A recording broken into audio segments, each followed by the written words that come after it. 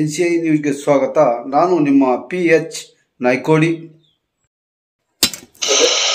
ಕರ್ನಾಟಕ ರಾಜ್ಯ ದಲಿತ ಸಂಘರ್ಷ ಸಮಿತಿ ಡಾಕ್ಟರ್ DG ಸಾಗರ್ ಬಣ ವಲಯದ ಶಾಖೆ ಕಲಕೇರಿ.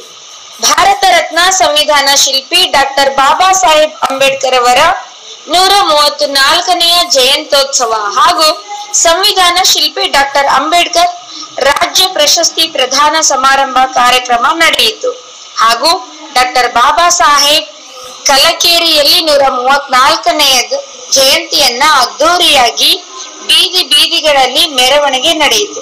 ಅನೇಕ ಸುತ್ತಮುತ್ತ ಹಳ್ಳಿಯ ಯುವಕರು, ತಾಯಂದಿರು, ಕಲಕೇರಿ ಗ್ರಾಮದ ಎಲ್ಲಾ ಯುವಕರು ಹಾಗೂ ಎಲ್ಲಾ ತಾಯಂದಿರು ಸೇರಿದಂತೆ ಮೆರವಣಿಗೆ ಅದ್ದೂರಿಯಿಂದ ನಡೆಯಿತು. ವರದಿಗಾರರು ಮೈಬೂಬ್ ಬಾಷಾ ಮನಗುಳಿ.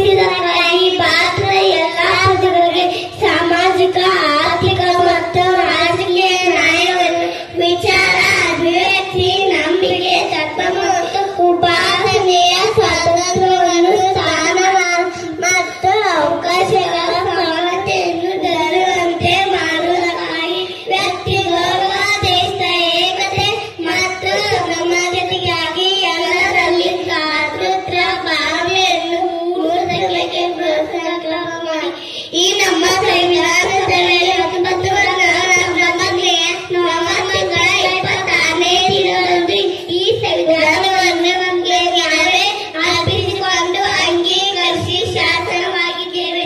ಜೈ ಹಿಂದ್. ಆಚರಣೆ ಮಾಡಬೇಕಾಗಿರ್ತಕ್ಕಂಥ ವ್ಯವಸ್ಥೆಯಲ್ಲಿ ಡಾಕ್ಟರ್ ಬಾಬಾ ಸಾಹೇಬ್ ಅಂಬೇಡ್ಕರ್ ಅವರ ಜನ್ಮದಿನ ಏಪ್ರಿಲ್ 14. ಇವತ್ತು ನಾವು 19ನೇ ತಾರೀಕಿನ ದಿವಸ ಇವತ್ತು ಆಚರಣೆ ಮಾಡ್ತಾ ಇದೀವಿ ಅಂತಂದ್ರೆ ಇದರ ಅರ್ಥ ಡಾಕ್ಟರ್ ಬಾಬಾ ಸಾಹೇಬ್ ಅಂಬೇಡ್ಕರ್ ಅವರ ಜನ್ಮದಿನವನ್ನ ವರ್ಷದಲ್ಲಿರ್ತಕ್ಕಂಥ 365 ದಿನಗಳ ಕಾಲದಲ್ಲೂ ಕೂಡ ಒಂದು ಜಯಂತಿ ಆಚರಣೆ ಆಗ್ತಾ ಇದೆ ಅಂತಂದ್ರೆ ಡಾಕ್ಟರ್ ಬಾಬಾ ಸಾಹೇಬ್ ಅಂಬೇಡ್ಕರ್ ಅವರ ಜಯಂತಿ ಮಾತ್ರ ಅಂತಕ್ಕಂಥ ವಿಚಾರವನ್ನು ನಾನು ಹೇಳಿಕೆ ಬರ್ತಾ ಇದ್ದೇನೆ. ಯಾಕಂತಂದ್ರೆ ಡಾಕ್ಟರ್ ಬಾಬಾ ಸಾಹೇಬ್ ಅಂಬೇಡ್ಕರ್ ಅವರು ಹೇಳಿದ್ದಾರೆ, ನನ್ನನ್ನ ಮೂರ್ತಿಯಾಗಿ ಪೂಜಿಸಬೇಡ್ರಿ ಅಂತ ಹೇಳಿದ್ದಾರೆ ನಿಜ. ಆದ್ರೆ ನಾವು ಮೂರ್ತಿಯಾಗಿ ಪೂಜೆ ಮಾಡ್ತಾ ಇಲ್ಲ. ಅವರ ಬದಲಾಗಿ ಅವರ ಪ್ರತಿಭೆಯನ್ನು ಪೂಜಿಸ್ತಕ್ಕಂಥ, ಅವರ ಪ್ರತಿಭೆಯನ್ನು ಗೌರವಿಸ್ತಕ್ಕಂಥ ಕೆಲಸ ಈ ರೀತಿಯಾಗಿರ್ತಕ್ಕಂಥ ಜಯಂತ್ಯೋತ್ಸವಗಳ ಮೂಲಕ ನಾವು ಆಯ್ಕೆ ಮಾಡ್ತಾ ಇದ್ದೀವಿ ಅಂತಕ್ಕಂಥ ವಿಚಾರ ಹೇಳಲಿಕ್ಕೆ ಬಯಸ್ತಾ ಇದ್ದೇನೆ. ಹಾಗಾಗಿ ನಾನು ಇಲ್ಲಿ ಹೆಚ್ಚಿಗೆ ಏನು ಮಾತನಾಡಲಾದ್ದೇನೆ. ಬಂದಿರತಕ್ಕಂಥ ಅತಿಥಿ ಮಹೋದಯರಿಗೆ ನನ್ನ ವೇದಿಕೆಯನ್ನು ಬಿಟ್ಟುಕೊಡ್ತಕ್ಕಂಥ ವ್ಯವಸ್ಥೆಯಲ್ಲಿ ನಾನು ಅತ್ಯಂತ ಗೌರವದಿಂದ ನಾನು ಒಂದು ವಿಚಾರವನ್ನು ಹೇಳಲಿಕ್ಕೆ ಬಯಸ್ತಾ ಇದ್ದೇನೆ. ಈ ಒಂದು ಇಲ್ಲಿ ಜಯಂತಿ ನಡೀತಾ ಇತ್ತು. ಜಯಂತಿ ಮಾಡಬೇಕು ಅಂತ ಹೇಳಿ ನನ್ನೆಲ್ಲ ಸ್ನೇಹಿತರು ನೋಡಿ ನಾನು ಮಾತಾಡಿದ್ದೆ. ಇಲ್ಲಿರ್ತಕ್ಕಂಥ ಯಮನೂರಿ ಬೆಕ್ನಾಳ್ ಸೋದರರಾಗಿರ್ಬೋದು, ಸೋಮಶೇಖರ್ ಬಡಿಗೇರವರು, ಈ ವಲಯ ಸಂಚಾಲಕ ಆಗಿರ್ಬೋದು, ಬಸವರಾಜ ಉದ್ದಾನವರಾಗಿರ್ಬೋದು, ಒಂದು 6ಕ್ಕಿಂತ ಹೆಚ್ಚಿನ ಪ್ರಮಾಣದಲ್ಲಿ ಶಿಸ್ತಿನಿಂದ ನೀವು ಒಂದು ಜಯಂತಿ ಮಾಡಬೇಕಾಗಿ ನಿಮ್ಮೆಲ್ಲರಿಗೂ ಯಾಕಂದ್ರೆ ಒಂದು ವಸ್ತುವನ್ನು ನಾವು ಕಣ್ಣಿಂದ ನೋಡ್ತೀವಿ, ಅದನ್ನ ಕೈಯಿಂದ ಮುಟ್ಟಕ್ಕಾಗೋದಿಲ್ಲ, ಅದು ಯಾವ್ದು ಹೇಳ್ರಿ ಅಂತ ಹೇಳಿ ಪ್ರಶ್ನೆ ಕೇಳ್ತಾರೆ. ತರಗತಿಯಲ್ಲಿ ಎಲ್ಲ ಹುಡುಗರು ಕೈ ಎತ್ತವೆ. ಆಶ್ಚರ್ಯ ಆಗತ್ತೆ ಅಧಿಕಾರಿಗೆ, ಇಷ್ಟು ಮಕ್ಕಳಿಗೆ ಆನ್ಸರ್ ಗೊತ್ತಿದೆಯಾ ಅಂತ ಹೇಳಿ. ಅದಕ್ಕೆ ಒಬ್ಬರಿಗೆ ಹೇಳಿ ಅಥವಾ ನೀನು ಹೇಳಪ್ಪ ಅಂತ ಹೇಳ್ತಾರೆ.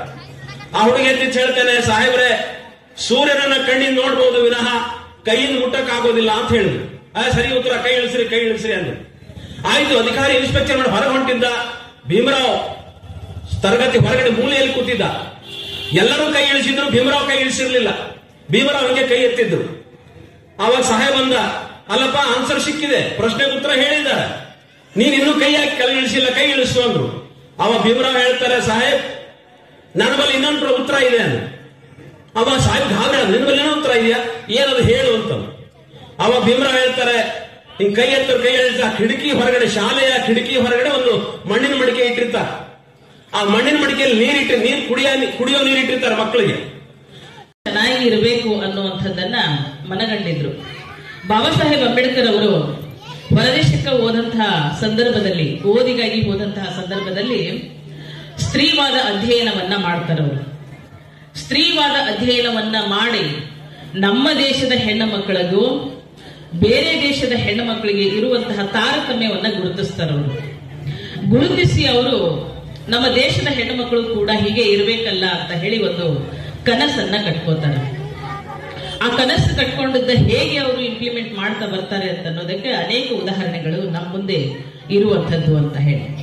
ಒಂದು ದಿನ ಬಾಬಾ ಸಾಹೇಬ್ ಅಂಬೇಡ್ಕರ್ ಅವರು ಬಾಂಬೆಯಲ್ಲಿ ಹೇಳಿ ಕಳಿಸ್ತಾರೆ. ಅವರು ನಾನು ತುರ್ತಾಗಿ ನಮ್ಮ ಎಲ್ಲ ಹೆಣ್ಮಕ್ಳನ್ನ ನೋಡ್ಬೇಕಾಗ್ಯದ, ಅವ್ರನ್ನೆಲ್ಲರನ್ನು ಕರ್ಕೊಂಡ್ ಬರ್ರಿ, ಸಭೆ ಸೇರಿಸ್ರಿ, ನಾನು ನಮ್ಮ ಹೆಣ್ಣು ಮಕ್ಕಳ ಜೊತೆ ಮಾತಾಡ್ಬೇಕಾಗ್ಯದ ಅಂತ ಹೇಳ್ತಾರೆ. ಕುಮಾರ್ ಶ್ವೇತಾ ಯರ್ಗಲ್ ಇರುವವರು ಕೂಡ ವೇದಿಕೆ ಮೇಲೆ ಆಸೀನರಾಗಿ ಪ್ರಶಸ್ತಿ ಪತ್ರವನ್ನು ಪಡೆದುಕೊಂಡಿದ್ದಾರೆ. ಅದೇ ರೀತಿಯಾಗಿ ರಮೇಶ್ ಅಡ್ಕಿ, ಸಾಕಿನ್ ಕಲ್ಕೇರಿ ಇವರು ಕೂಡ ವೇದಿಕೆಯ ಮೇಲೆ ಒಂದು ಪ್ರಶಸ್ತಿ ಪತ್ರವನ್ನು ಪಡೆದುಕೊಳ್ಳಲಿದ್ದಾರೆ. ಕುಮಾರಿ ಮಧು ಪಡೆದಿರ್ತಕ್ಕಂಥವರು. ಅದೇ ರೀತಿಯಾಗಿ ಕಾಯಕವಾಗಿ ಪ್ರಶಸ್ತಿಯನ್ನು ಪಡೆದಿರ್ತಕ್ಕಂಥ ಎಐ ಸಗರ್ ಇವರಿಗೂ ಕೂಡ ಚಪ್ಪಾಳೆ ತಟ್ಟದ ಮೂಲಕ ಈ ಗೌರವ ಸಮರ್ಪಣೆಯೊಂದಿಗೆ ಪ್ರಶಸ್ತಿ ಪತ್ರವನ್ನ ಪ್ರದಾನವನ್ನ ಮಾಡಬೇಕು ಅಂತ ಈ ಮೂಲಕ ಹಂಚಿಕೊಳ್ಳುತ್ತಾ ಪ್ರಶಸ್ತಿ ಪತ್ರ ಅದನ್ನ ಕುಡಿದವರು ಗರ್ಜಿಸಲೇಬೇಕು. ಅದಕ್ಕಾಗಿಯೇ ವೇದಿಕೆ ಮೇಲಿರುವಂತಹ ಬಹಳಷ್ಟು ಜನ ಗಣ್ಯರು ಇವತ್ತು ಗರ್ಜನೆ ಮಾಡ್ತಿದ್ದಾರೆ. ಅದರಲ್ಲಿ ಮೇಲಾಗಿ ನಮ್ಮ MC ವೈಸಿ ಮಯೂರ್ ಸರ್ ಅಂದ್ರೆ ತಪ್ಪಾಗ್ಲಿಕ್ಕೆ. ಅದಕ್ಕೆ ಶಿಕ್ಷಣ ಪಡೆದಂತ ವ್ಯಕ್ತಿ ಸಮಾಜದಲ್ಲಿ ಒಂದು ಉನ್ನತ ಸ್ಥಾನವನ್ನು ಪಡಲಿಕ್ಕೆ ಸಾಧ್ಯ ಆಗ್ತದೆ. ಆ ನಿಟ್ಟಿನಲ್ಲಿ ಬಾಬಾ ಸಾಹೇಬ್ ಅಂಬೇಡ್ಕರ್ ನೀಡಿದಂತ ಒಂದು ಸಂವಿಧಾನದಿಂದ ಇವತ್ತು ಸಮಾಜದಲ್ಲಿ ಒಬ್ಬ ಕೆಳಹಂತದ ವ್ಯಕ್ತಿ ರಾಷ್ಟ್ರದ ಉನ್ನತ ಸ್ಥಾನವನ್ನು ಪಡಲಿಕ್ಕೆ ಸಾಧ್ಯ ಅನ್ನೋದನ್ನ ನಿರೂಪಣೆ ಮಾಡಿದ್ದಾರೆ.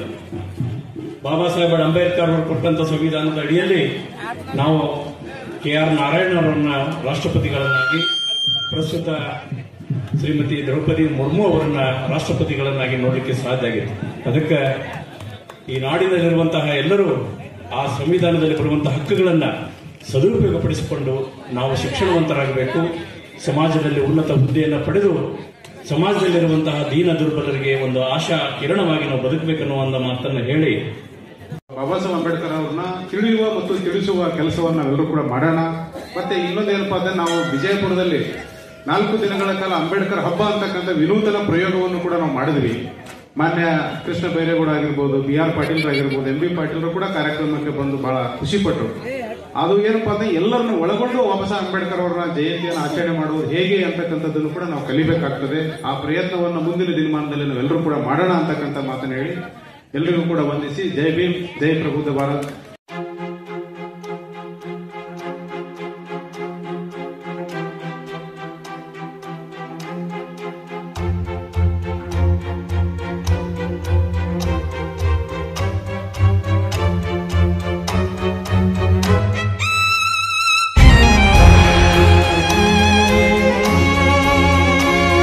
ಮಾಡಿ ಸಾಕ್ಬೇಕು. ಎಲ್ಲರೂ ಒಂದ್ ಸೈಡ್ ಗಾಡಿಗಳು ಹೋಗಕ್ಕೆ ಅವಕಾಶ ಮಾಡಿಕೊಡಿ.